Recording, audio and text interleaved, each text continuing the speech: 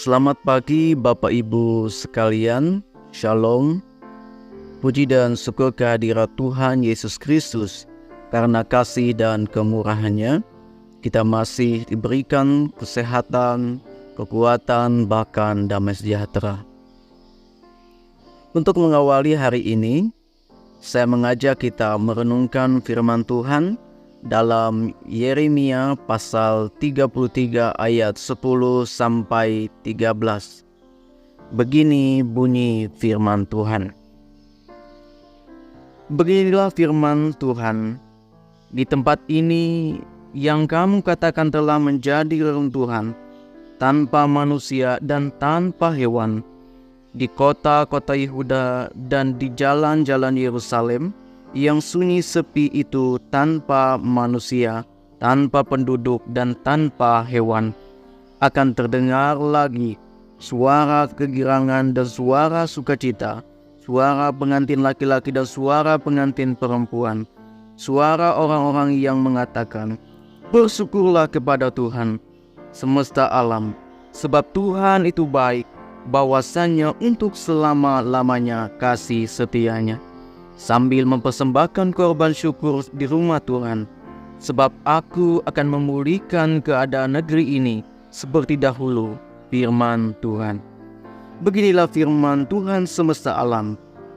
Di daerah ini yang sudah menjadi reruntuhan, tanpa manusia dan tanpa hewan, dan di segala kotanya akan ada lagi padang rumput bagi gembala-gembala yang membaringkan kambing domba di situ. Di kota-kota pegunungan, di kota-kota daerah bukit, di kota-kota tanah Negeb, di daerah Benyamin, di sekitar Yerusalem, dan di kota-kota Yehuda, kambing domba akan lewat lagi dari bawah tangan orang yang menghitungnya. Demikianlah firman Tuhan. Saya mengawali renungan kita pada hari ini dalam satu kisah menarik dari sebuah desa yang ada di Barito Timur. Ada satu keluarga yang dianggap paling kaya di desa itu. Mereka memiliki tanah yang luas dan ada di banyak tempat. Mereka juga adalah pengusaha karet satu-satunya di desa itu. Sekali seminggu, truk berwarna kuning dengan muatan penuh berangkat ke Banjarmasin membawa karet. Mereka juga punya toko yang lumayan besar dan menyediakan semua kebutuhan pokok. Rumah besar dan panjang. Tidak lupa juga, mereka memiliki peternakan ayam, itik, babi, dan juga beberapa kolam ikan. Dan masih banyak lagi yang mereka miliki. Mereka benar-benar menjadi keluarga terkaya di desa itu. Namun setelah sang pemimpin utama mereka wafat, yakni sang kakek, perlahan keadaan mereka justru berbalik secara drastis. Ada beberapa bidang usaha yang mandek.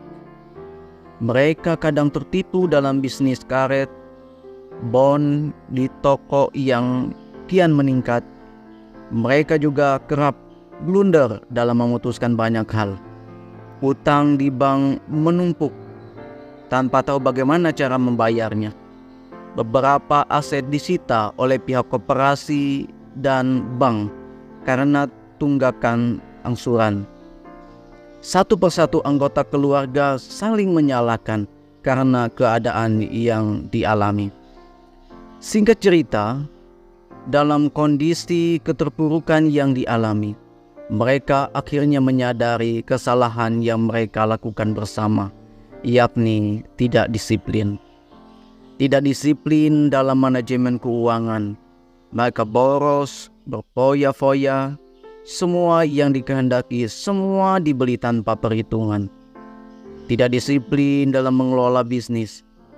Tidak mau capek, tidak mau repot. Bahkan mereka juga mengabaikan persekutuan dan kontribusi kepada gereja yang sebenarnya telah mereka laksanakan saat sang kakek masih hidup.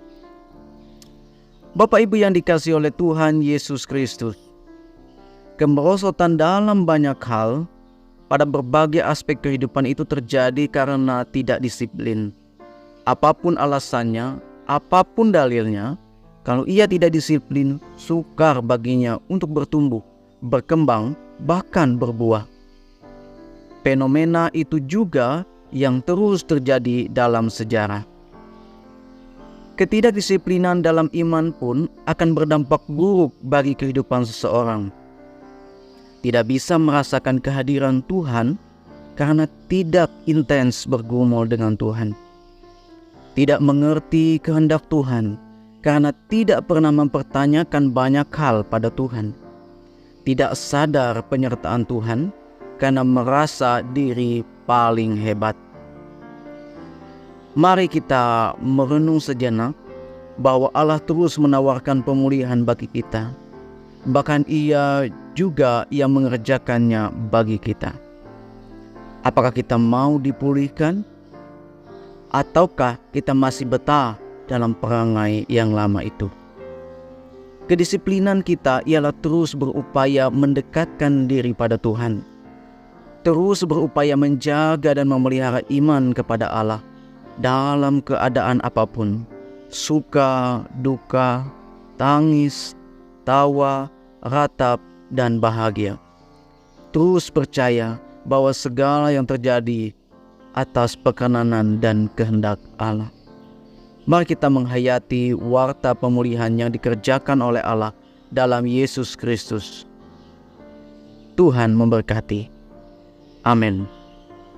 Mari kita berdoa. Bapa, terima kasih atas hari ini.